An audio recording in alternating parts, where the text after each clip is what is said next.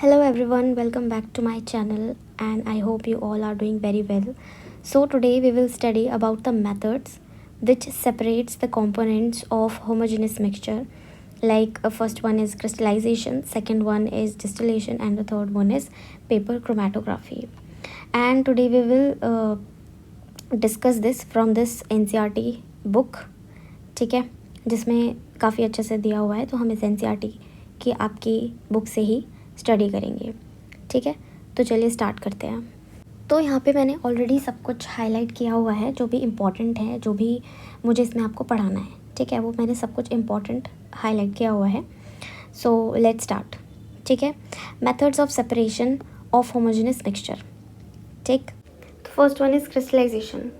तो अब इसमें क्या है कि इसमें लिखा है कि जो हमने ऊपर एक ग्राफ देखा था इसमें, ठीक है, जिसमें कंपाउंड बी और कंपाउंड ए दिया हुआ था, राइट. तो अब इसमें क्या किया है, इन्होंने इसी का एग्जांपल ले लिया कि let's take a compound B ले लेते हैं, उसको 60 डिग्री सेल्सियस पे रखते हैं. ठीक है, और कंपाउंड बी में उन्होंने किया क्या, उन्होंने 287 ग्राम कंपाउंड लिया. ठीक है, कंपाउंड बी. ठीक है, और उसको 100 ग्राम ऑफ वाटर में मिक्स कर दिया और धीरे धीरे उसकी जो सॉल्युबिलिटी है उसको कितने तक ले आए, 241 ग्राम तक ले आए. जब 241 ग्राम बच गया ना सॉल्यूशन में, ठीक, तो तब तक उसको हमने हीट किया और हीट करके वो उसको 40 डिग्री सेल्सियस तक ले आए.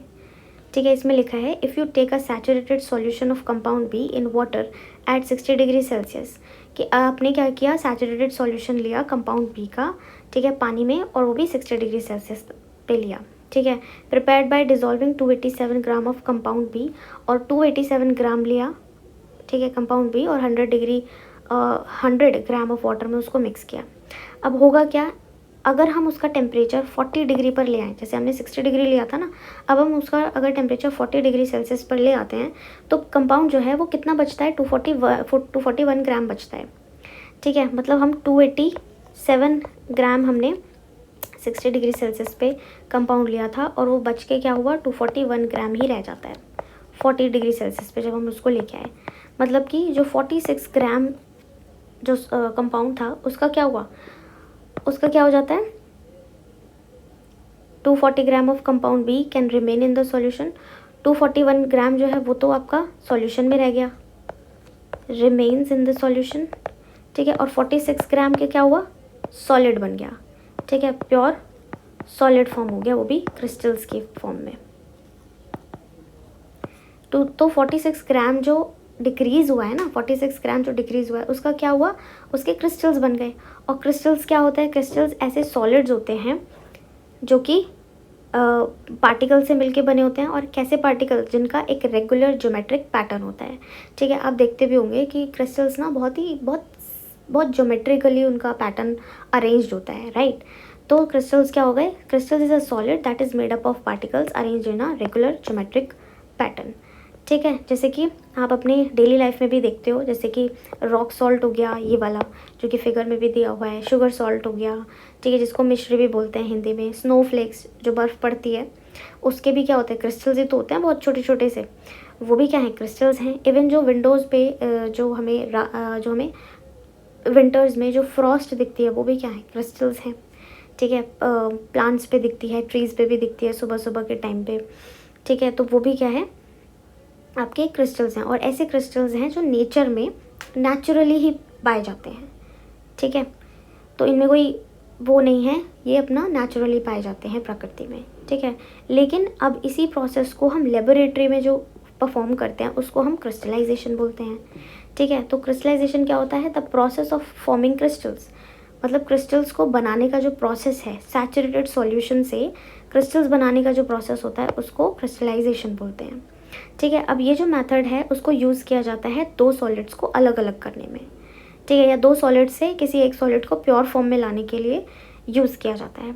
ठीक है, और उसमें से एक जो कंपाउंड होगा वो बहुत कम क्वांटिटी में प्रेजेंट होता है और जो दूसरा होता है वो ज़्यादा क्वांटिटी में प्रेजेंट होता है, और दोनों ही सॉल्युबल होते हैं सेम सॉल्वेंट में. ठीक है, तो इस मेथड को सॉलिड के प्यूरिफिकेशन में भी यूज़ किया जाता है. ठीक है, तो इसके पीछे का जो प्रिंसिपल है ना वो क्या है, ये देखते हैं। The principle of purification of crystallization is based on the differences in the solubility of a substance at different temperature.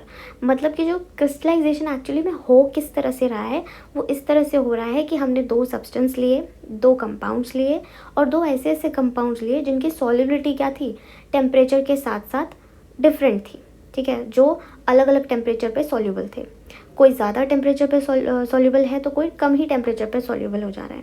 तो उनका जो डिफरेंस है ना, वही बेसिक प्रिंसिपल है क्रिस्टलाइजेशन होने का। ठीक है, तो अभी हम एक एक्टिविटी परफॉर्म करते हैं। ठीक है, तो एक्टिविटी में क्या है, collect a sample of copper sulphate. Copper sulphate लिया, कॉपर सल्फेट को ब्लू विट्रॉल भी बोलते हैं, और कॉपर सल्फेट का फॉर्मूला जो होता है वो होता है CuSO4.5 मॉलिक्यूल्स ऑफ H2O। ठीक है, ये हो जाता है आपका ब्लू विट्रॉल या फिर कॉपर सल्फेट।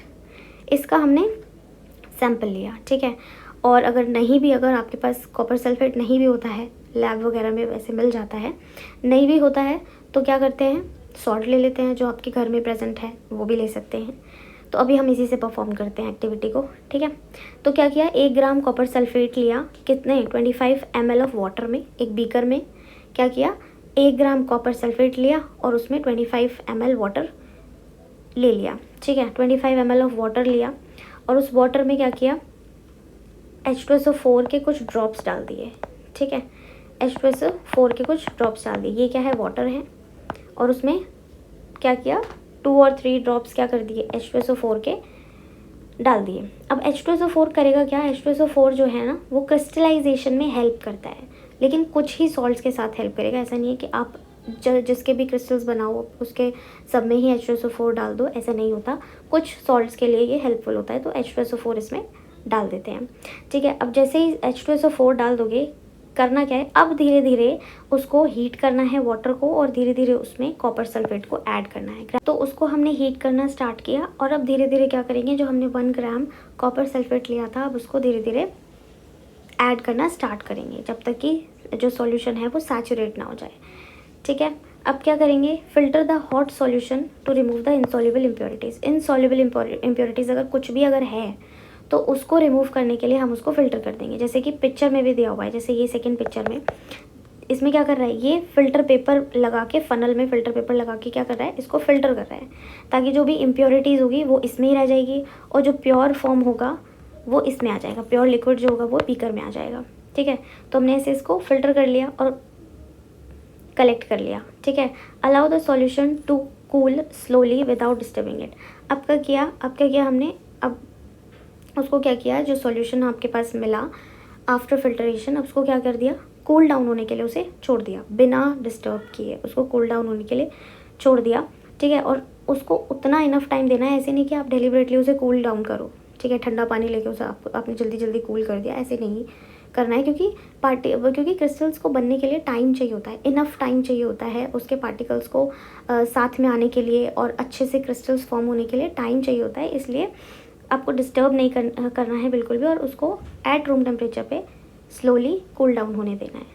ठीक है, उससे क्या होगा, अच्छे क्रिस्टल्स बनेंगे, शाइनी बनेंगे और वेल शेप्ड भी बनेंगे, और आपको अच्छे से नज़र भी आएंगे। नहीं तो पता है क्या, पाउडर फॉर्म बन जाती है कभी कभी, वो फिर क्रिस्टल्स में नहीं आते, वो पाउडर फॉर्म हो जाती है।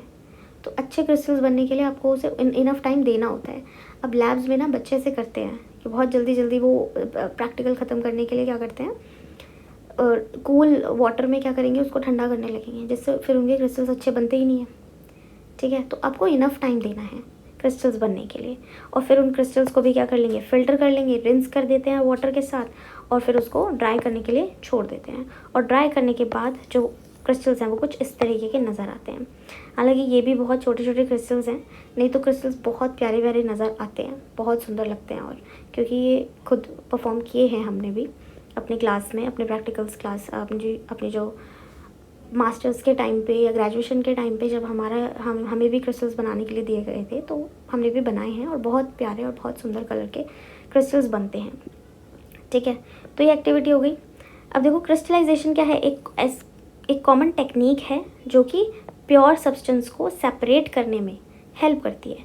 होमोजेनस मिक्सचर में जो प्योर सब्सटेंस को सेपरेट करने में ये हेल्प करती है, ऐसी टेक्निक है। तो crystallization is a common technique for separating pure substances from homogeneous mixture.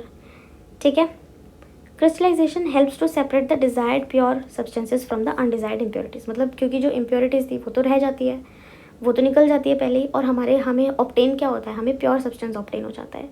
ठीक है, तो यही जो सारा प्रोसेस है उसको हम क्रिस्टलाइजेशन बोलते हैं। ठीक है, अब यहाँ पे एक चीज़ है कि if a hot saturated solution of copper sulphate is cold rapidly, अगर उसे जल्दी से, वही मैंने अभी जो बताया था कि जल्दी से नहीं कूल करना होता है, क्योंकि उससे क्या होता है कि क्रिस्टल्स अच्छे से फॉर्म नहीं होते हैं। ठीक है, उन्हें इनफ टाइम नहीं मिल पाता है, तो यहाँ पे यही लिखा हुआ है। ठीक है, आप खुद से भी इसको देख सकते हो। ठीक है, ऐसे ही जो सेम प्रोसेस है वो हम सी वाटर से सॉल्ट को निकालने के लिए भी यही सेम प्रोसेस परफॉर्म किया जाता है। उसमें क्या होता है कि ये जो सी वाटर होता है, ठीक है, सी वाटर में क्या क्या चीज़ें होती है, दो ही चीज़ होती है, एक तो सॉल्ट होता है, एक वाटर होता है, राइट। सॉल्ट होता है प्लस वाटर होता है। अब जो सॉल्ट है, सॉल्ट की अमाउंट इतनी ज़्यादा होती है, सैचुरेटेड होता है ना, सैचुरेटेड सॉल्यूशन का क्या मतलब है, विच मीन्स कि सॉल्ट की अमाउंट बहुत ज़्यादा है, वाटर की कम है। ठीक है, तो अब जो वाटर होता है वो तो सारा इवेपोरेट हो जाता है। ठीक है, यहाँ से जो सारा वाटर होता है ना वो तो इवेपोरेट हो जाता है, जो बाकी बचा सॉल्ट है ना वो रह जाता है, उसके क्रिस्टल्स बन जाते हैं। ठीक है, तो उससे हमें सॉल्ट क्रिस्टल्स फॉर्म हो जाते हैं। तो मतलब ये जो हम बोलते हैं ना कि समुद्र से नमक बनाया जाता है, वो यही है, यहाँ पे क्रिस्टलाइजेशन ही लगता है। ठीक है, और कुछ ऐसी क्रिस्टल्स भी हैं जो नेचर में पाए जाते हैं, जैसे कि ये मॉस माई केव है। ठीक है, इन सोहरा चेरापूंजी में ये केव है जहाँ पे बहुत अच्छे अच्छे क्रिस्टल्स पाए जाते हैं नेचर में, मतलब कुदरती ही पाए गए हैं, इनके लिए कोई टेक्निक नहीं यूज़ की गई है, ये अपने आप पाए गए हैं। जैसे कि क्वार्ट्स है, क्वार्ट्स भी बहुत अच्छा लगता है देखने में क्रिस्टल, तो ये भी नेचर में पाया जाता है। ठीक है, when we allow a solvent to evaporate to get a solute, ठीक है, when we allow a solvent to evaporate to get a solute such as salt from a salt solution the solvent disappears, मतलब इसमें ये कह रहा है कि हमने क्या किया, सॉल्ट लिया। ठीक है, सॉल्ट को ऑब्टेन करने के लिए सॉल्वेंट क्या हो जाता है, डिसअपियर हो जाता है। अभी तक हम यही पढ़ रहे थे कि सॉल्यूट को ऑब्टेन करने के लिए जो सॉल्वेंट है ना वो क्या हो जाता है, डिसअपियर हो जाता है, राइट। सॉल्वेंट सारा इवेपोरेट हो जाता है, जो बचता है वो सॉल्यूट रह जाता है।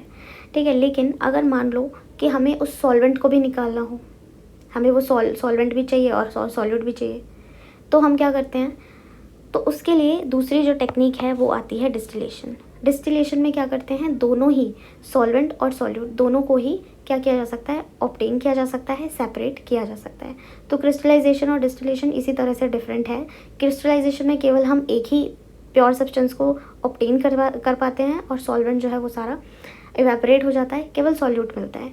लेकिन डिस्टिलेशन में हम दोनों ही चीज़ों को, सॉल्वेंट प्लस सॉल्यूट दोनों को ही हम सेपरेट कर सकते हैं। ठीक है, होमोजेनियस मिक्सचर में। तो अब हम आगे क्या है, डिस्टिलेशन के बारे में ही पढ़ेंगे। ठीक है, तो कल हम यहीं से स्टार्ट करेंगे और डिस्टिलेशन को अच्छे से पढ़ेंगे। Thank you for watching and keep learning. Till then, bye bye.